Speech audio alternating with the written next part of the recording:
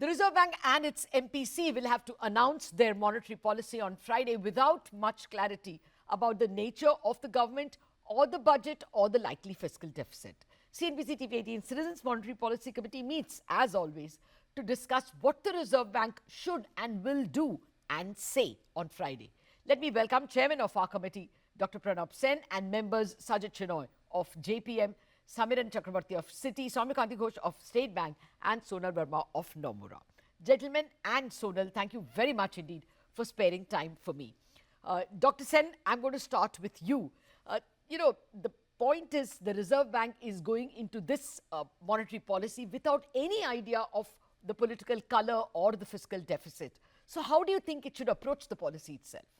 Well, I think there's a certain amount of assurance about the political setup. The question, I think that's the big question.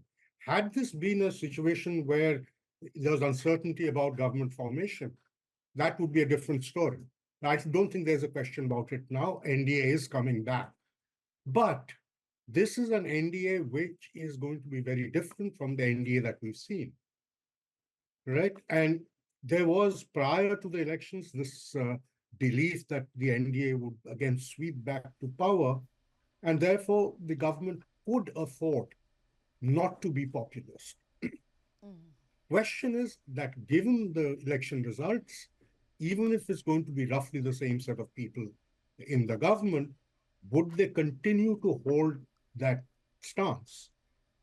And that, I think, is going to be determined maybe in the next couple of days when the NDA partners meet and discuss what their strategy is in the coming months. So I think the level of uncertainty has certainly gone up a lot. And the RBI will have to take that into account. Well, I'll come to you again for any fiscal, assumptions the RBI will have to make. But Sonal Varma, let me come to you on the growth issue. 2 days back, the growth question I had in my mind is, will Reserve Bank up the growth forecast? But now my question to you is there a downside risk to the growth forecast? Yeah, Latha, I don't think there's any need to actually tinker with the growth forecast at this stage. So the 7% RBI has still seems fairly reasonable. We are starting off on a higher base on the back of FY24.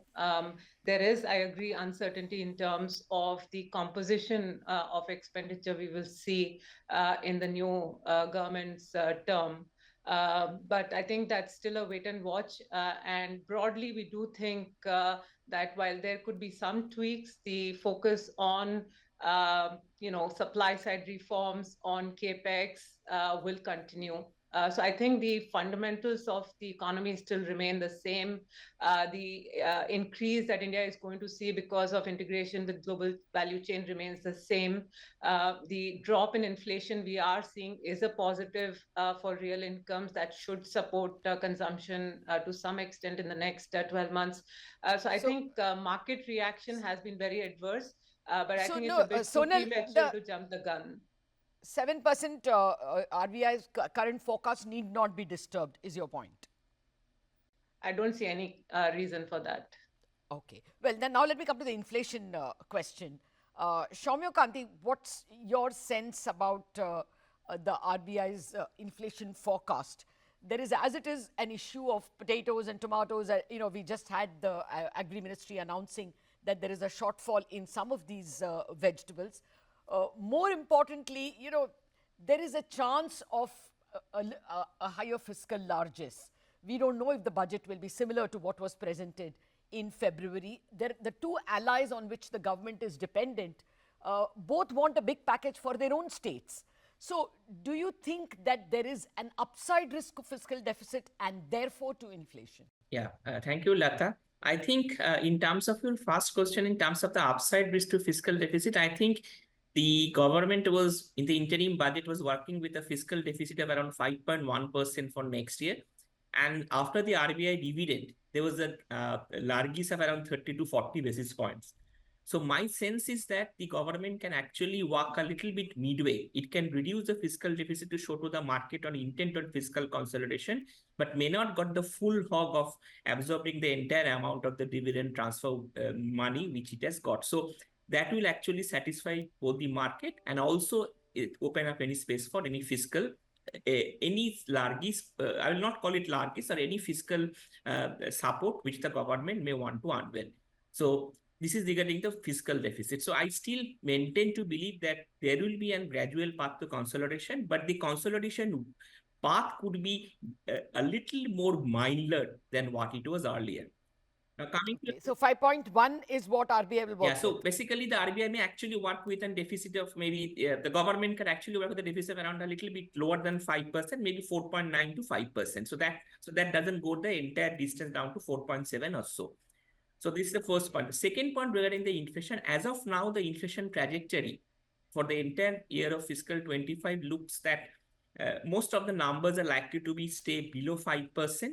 There are two numbers in July and August when the number actually goes closer to 3%, and there actually the RBI, the number which will be available to RBI in the October policy. So that is the time when the RBI could actually take some solace for the inflation trajectory. But as of now, given the current predicaments, the current inflation trajectory, and the current growth path, the 4.5% average inflation which the RBI has forecast, I think the market is also aligned with that forecast. As of now, there may be one or two negative surprises in the summer months, as it happens every year. So I think the RBI will look through that. But as of now, it will maintain that the inflation is on its glide path, possibly not moving to 4% sooner, but at least it will be around 4.5% band for most of the year. Okay, well, the bond market at the moment is working with the assumption that probably fiscal deficit and maybe therefore inflation likely higher. We have seen a 10 basis point, I think even more, 11 basis point rise in yields after the election results were announced. Samiran, would you want to add to that inflation argument? I mean, is there a possibility of higher MSP announcements, for instance? And the other, my sense, lesser issue, you think liquidity is not an issue for the current MPC or the RBI? Thanks, Latha. I guess the way to look at it is that the bond markets were getting one tailwind after another for some time.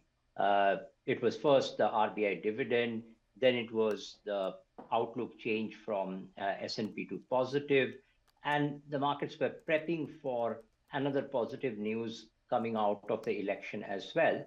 But unfortunately, that has not played out.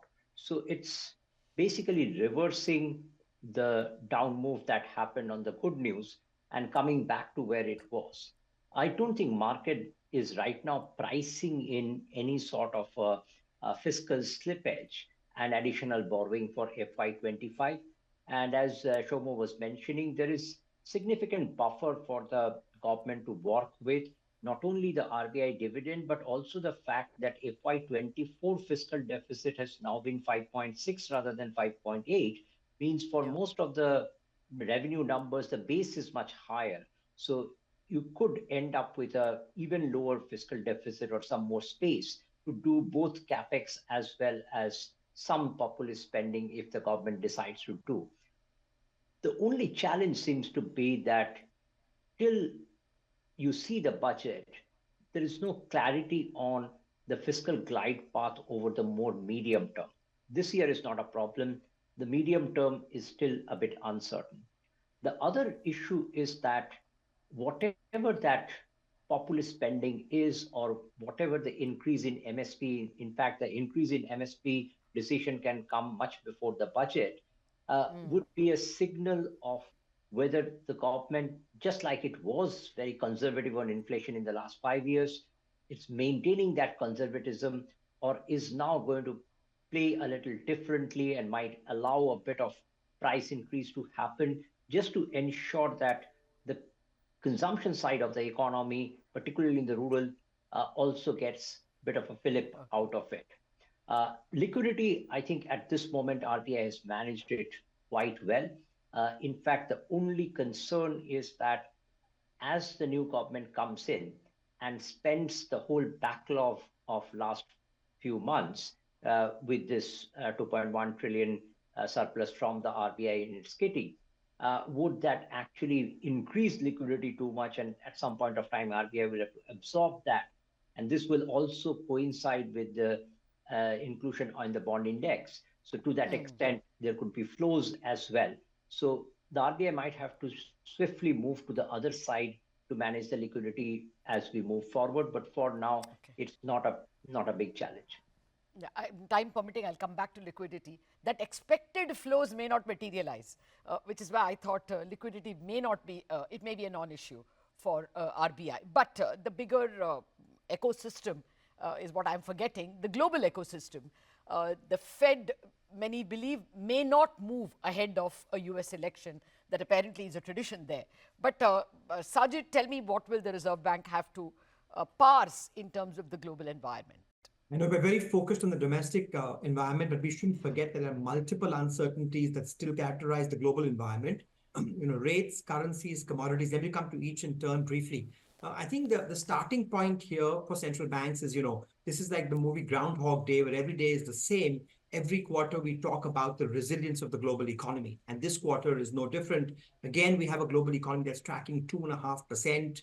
The distribution of growth is now better because it was being led largely by the US. We're seeing European growth pick up. We're seeing growth move from services to manufacturing. So there's an underlying resilience in the global economy that we've been discussing for the last 2 years. That means that central banks are under really no pressure to ease monetary policy rapidly. The complicating factor is that the last mile of disinflation is becoming challenging. Global core inflation in the first half of 2024 was 3.4%, right? 3.4%. So for developed markets whose inflation targets are closer to 2%, there's still a lot of work to be done. Now, this does mean, however, that some central banks are going to move. We've got two important meetings this week, the ECB and the Bank of Canada, and we expect both will ease. But the elephant in the room really is how the Fed moves. Remember, markets started the year thinking there'll be 6 cuts.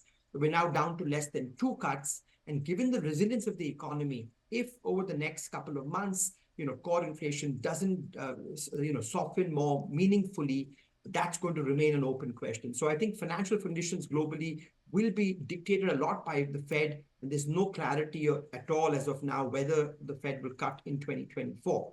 Now, the fact that there is this differential easing across the Atlantic also complicates currencies, because if you have a situation where the Bank of Canada is cutting and the ECB is cutting, but the Fed is not cutting, all else equal, that will mean a stronger dollar. And if you have a stronger dollar, that will put pressure on emerging market currencies. And then the third leg of the uncertainty is commodity prices. What's been a welcome relief over the last few days is crude prices have come below 80. But let's not forget, if we step back, what you see is industrial metals have been rising over the last 6 months. We're between 10 to 15% higher than when we started. And if you look closely at the input prices for manufacturing in the PMI that came out yesterday, input prices have moved up quite sharply. So I just summarize by saying, there's a lot of global uncertainty related to monetary conditions, currencies, and commodities that the central bank will have to keep a close watch on. Okay, thanks for that. But I have to take a very quick commercial break. Lots of important questions, especially on whether the Reserve Bank will change its stance and how will it vote. All that coming up in a minute.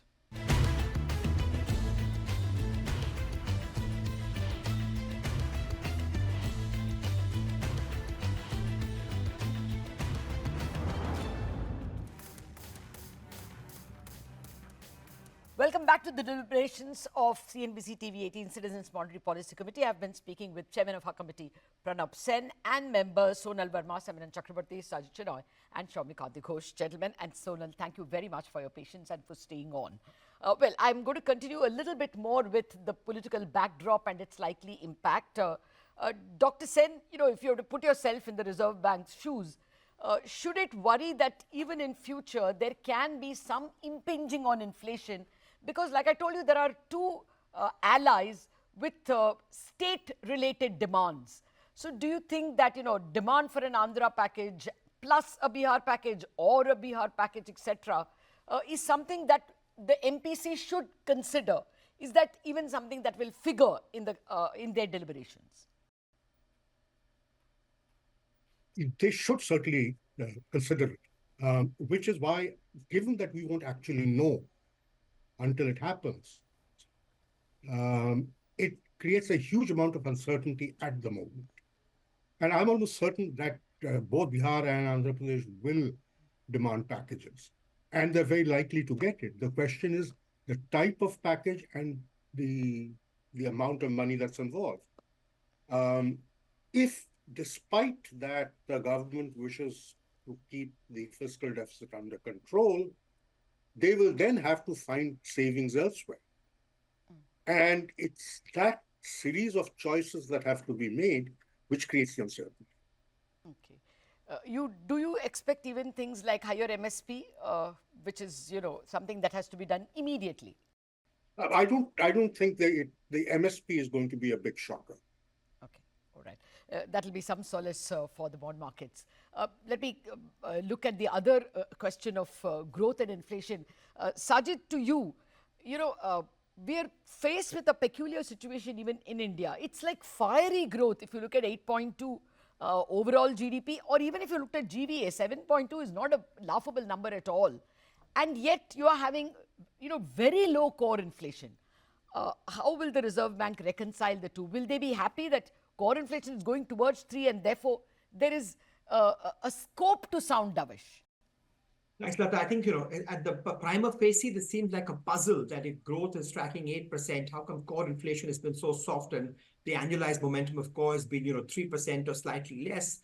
But in a way, this should not be a puzzle. If you step back, when you think about the dynamics of core, you think about slack in the economy. And slack in the economy is based on levels, not on growth rates. And so the way to think about this is to say, had there not been a pandemic and India's growth was about 6.5%, potential growth, what would the level of output have been? And notwithstanding, strong growth in India in the last few years, what is the level of output now? And what you find is India is still, though growth has been impressive, India is still, 4 to 5% below that pre-pandemic path. And that is an indication that there is still slack in the economy. The slack is showing up both in capacity utilization, which has been range bound around 74 or 75%, and it's also showing up in the labor market. So given that there is slack and given that slack, there is no pricing power, which is also showing up in the fact that sales growth of earning of companies, is still in single digits in nominal terms. So the combination of there being slack and less pricing power, and the fact that input prices, which were responsible for inflation, in 22, 23, have come off very sharply. If you put those things together, it should be no surprise that there is, that core inflation is where it is. A couple of things to keep in mind, however. Now, prima facie, this by itself would suggest that there is space for policy support if there is slack in the economy, that that should show up in some Taylor rule of the central bank. But there are a couple of caveats here. One is, as I mentioned, input costs have begun to go up. Global goods were disinflating and were in deflation last year. They've begun to turn around. So we'll have to keep a close eye on where input costs move. But secondly, this is where emerging markets face, in a way, the trilemma, because their own economies have more slack, much more slack than the US economy has. And yet, because of the nature of the global capital system, we are de facto importing tighter monetary policy from the US. And so if the Fed doesn't ease, that puts a limit as to how EM central banks can ease. Okay, so even if there is slack, the Reserve Bank can't do much about it. Samiran, should there be any attention paid to the stance of the policy by the MPC? Do you expect a change? If yes, when? This policy, or will it take time? But I think this is a classic policy where minimizing volatility in an uncertain environment should be the primary objective of MPC. We just don't know about a lot of things that's going to happen over the few months. The default option for MPC cannot be to take a firm view on either the government will be exactly like it was in the earlier term, or it will be definitely different from the earlier term. None of these two things the MPC probably will know for sure. So, and the markets have been very volatile. So the objective should be to not change things much and keep that impression of stability continuing. It's important that macro and financial stability is maintained regardless of how the political outcome could be, because we have, with a lot of effort over the last few years, gained that macro and financial stability. We would not want to lose that just on the first sign of any shock. Would you agree, Sonal, that the big task before the Reserve Bank would be to neither sound dovish nor hawkish? Anyway, a more open question. How do you expect them to sound? Neutral, alert. I think uncertainty is quite high, both with respect to global outlook and risks, but also now domestically in terms of the fiscal path, composition of fiscal, or if there are going to be shifts in rural-related policies. Plus, we don't know how monsoons will play out. So when faced with uncertainty, the best response is to go slow and step back and wait for things to clear out. And I think on growth inflation, we are in a good place. Headline is above target, but core is closer to 3. So it is a wait and watch for now. Okay. Just a final word on liquidity, Soumyo.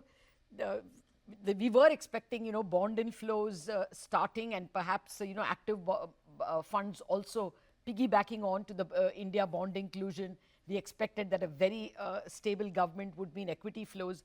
Now, do you think, liquidity need not be a botheration at all? Or do you think something like MSS or something may yet be hinted by the RBI? Yeah, Latha, I think that's a fair question. And on the liquidity part, I just want to add a little bit different to Samiran's views. I think the point which to note over here is that in the last from September onwards, there has been a fundamental shift in the government policy in terms of fund transfer.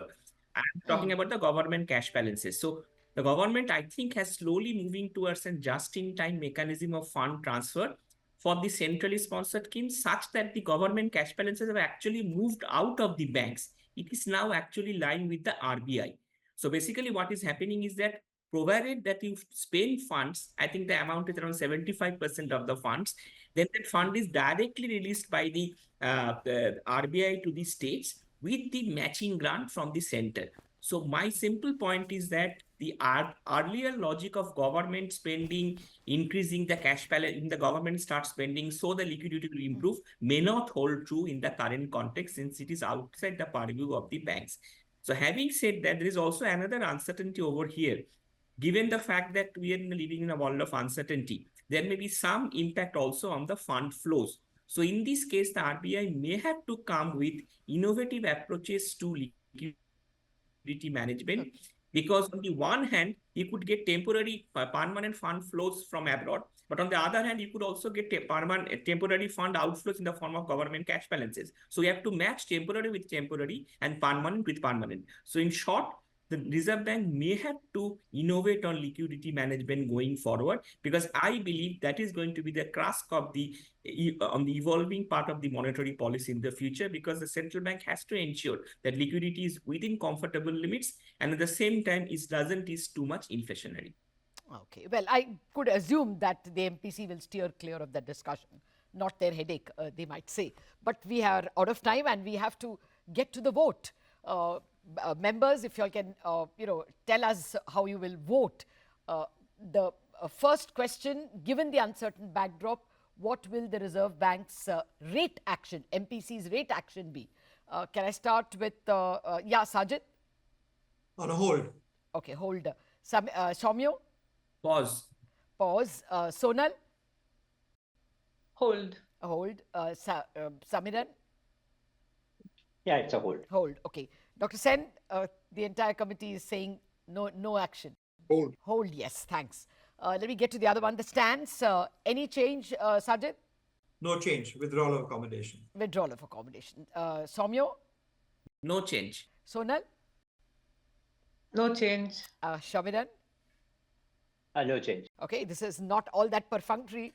Dr. Sen, in the past you have said neutral. What's the stance now? I continue to think no change simply doesn't make sense now. Okay.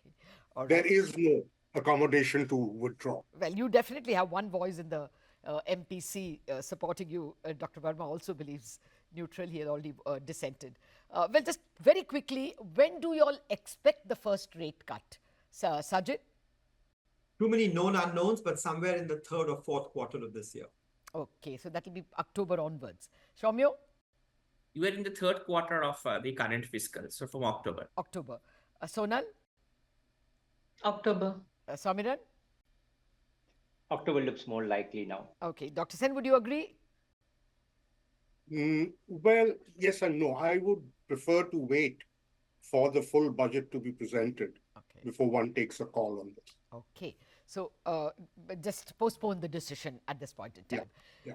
Gentlemen and Sonal, thank you very much for joining me in a very rich deliberation of what to expect from the Reserve Bank. Thanks much for watching this special show. Thank you. Thank you. Thank you.